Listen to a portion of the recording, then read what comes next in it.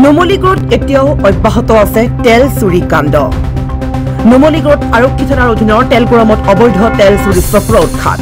বীৰ লাচিত সেনা আৰু অসম জাতীয়তাবাদী যুৱ পৰিষদে অভিযান চলাই জব্দ কৰে বৃহৎ পৰিমাণৰ চোৰাং তেল নুমলীগড়ৰ তেল চুৰি চক্ৰক হকিয়নি বীৰ লাচিত সেনাৰ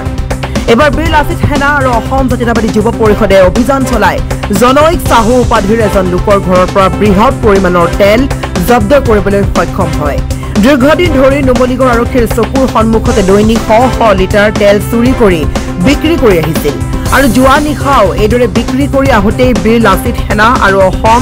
জাতীয়তাবাদী যুৱ পৰিষদে হাতে লোতে জব্দ কৰে তেলসহ চুৰি কাৰ্যত জড়িত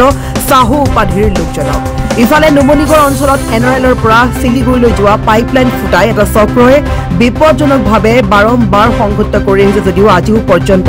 চক্ৰটোক আটক কৰিবলৈ সক্ষম হোৱা নাই আৰক্ষীৰ প্ৰশাসন এনে প্ৰশ্ন হৈছে যে থানাৰ নিচেই কাষতে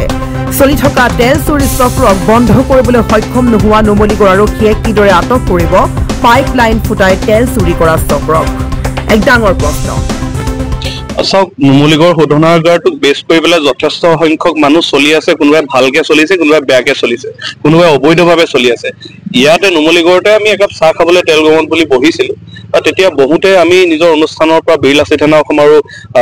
AJYPৰ সম্পাদক মহোদয় আমি আহি চাহ কাপ খাবলৈ লওঁতে আমি দেখিলোঁ যে এঘৰ মানুহৰ ঘৰত তেখেতসকলৰ ঘৰলৈ কণ্টিনিউ ইখন নুমলীগড় শোধনাগাৰৰ পৰা আহি থকা মানুহখিনি অহা যোৱা কৰি আছে কোনোবাই বাইক লৈ আহিছে কোনোবাই গাড়ী লৈ আহিছে আমাৰ সন্দেহ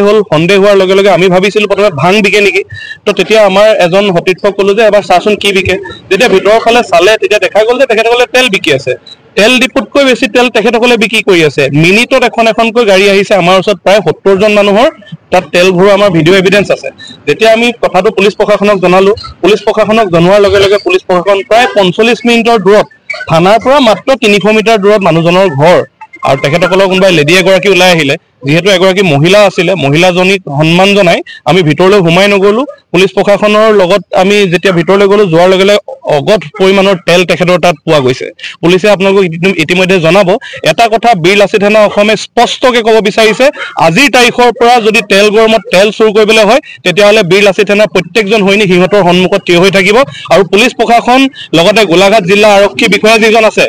তেখেতে CMৰ লগৰ বুলি কিবা এটা কৰি থাকিলে নহ'ব ইয়াত কি হৈ আছে তাৰ ওপৰত একশ্যন ল'ব লাগিব তেওঁ ঘৰতে নিচেই ঘৰতে তেখেতৰ এটা এইটো ঘৰে নহয় জানো তেখেতৰ ঘৰৰ কাষতে যদি চুৰ হৈ আছে তেখেতে যদি গম নাপায় তাতকৈ লজ্জাজনক বিষয় কিবা হ'ব পাৰে বুলি আমি নাভাবোঁ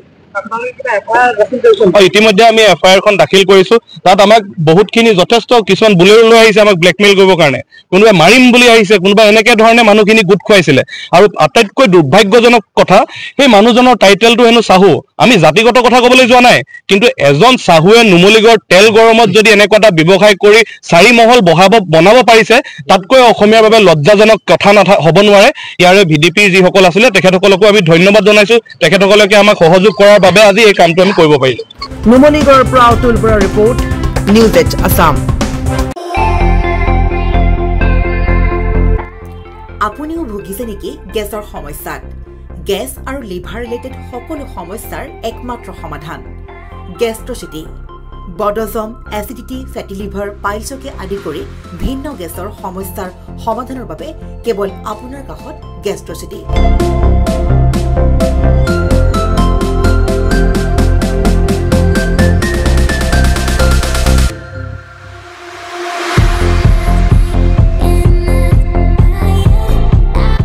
ভিজিট কৰক গেষ্ট্ৰচিটি গুৱাহাটী হাতীগাঁও চাৰিআলি যোগাযোগ নম্বৰ 7577999909